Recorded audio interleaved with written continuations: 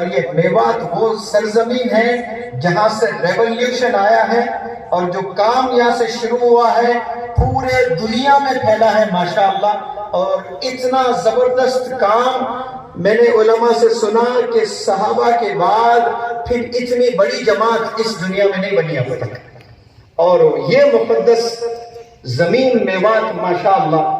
اور آپ تمام میواتیوں سے میں اپیل کرتا ہوں کہ زمانہ بدلا ہے، نئے چیلنجز آئے ہیں.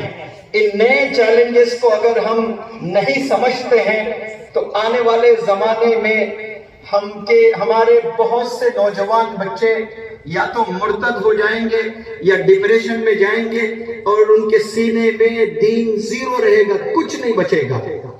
آپ خون کے آنسو بہاتے ہوئے آپ کی موت آ جائے گی.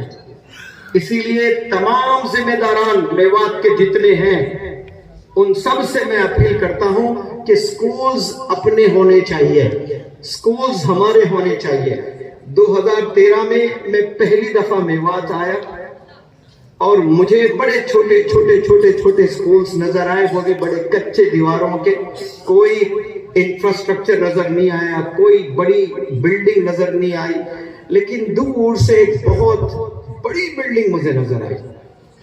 طبیعت اتنی خوش ہوئی، پوچھا میں نے یہ بلڈنگ کس کی اور کیا ہے؟ تو کسی نے مجھے بتایا کہ یہ بلڈنگ سکول ہے سر.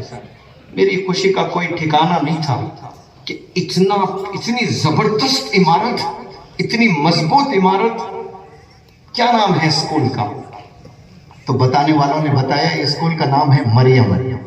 تو میرے خوشی کا کوئی ٹھکانہ نہیں، اور تگنی ہو گئی خوشی.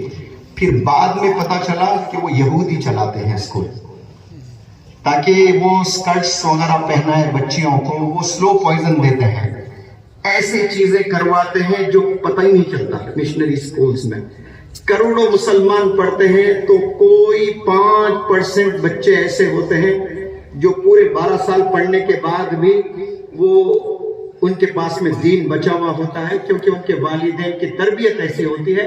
لیکن 95% دین سے دور ہو جاتے ہیں.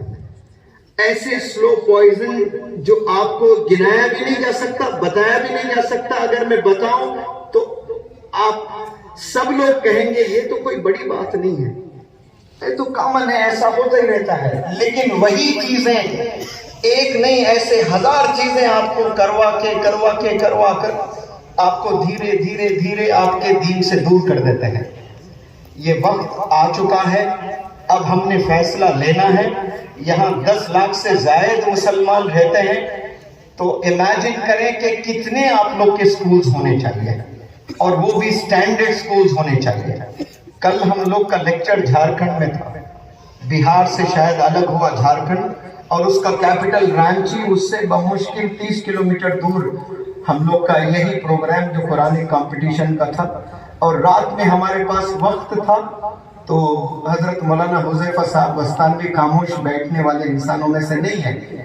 آپ نے کہا کہ رانچی کے تمام بزنس انٹرپرینرز ہیں یا ذمہ داران ہیں یا جرنلسٹ ہیں، ایسے لوگوں کو اکٹھا کرو. تو ایک ہوٹل میں کانفرنس رکھی گئی، اور کانفرنس میں میری بھی بات تھی، حضرت کی بھی بات تھی، پھر انٹریکٹیو سیشن بھی تھا. کیپٹل سٹی کی بات کر رہا ہوں میں. کیپٹل سٹی میں 12th کے بعد ہائر ایجوکیشن کے لیے کالجز جانا ہوتا ہے. پورے رانچی میں مسلمز کا ایک بھی کالج نہیں ہے. اب 12th تک بھی تربیت کریں، 12th کے بعد اس بچے کو ایسے مشنری کالج میں بھیج دیں. بگڑنے کے لیے ایک دن کافی ہے، ایک ہی دن کافی ہے بگڑنے کے لیے. مکمل تعلیم ہونے تک، گریجویشن پوسٹ گریجویشن تک کے انسٹیٹیوٹس ہم مسلمانوں کو میوات میں نہیں پورے دنیا میں قائم کرنا چاہیے.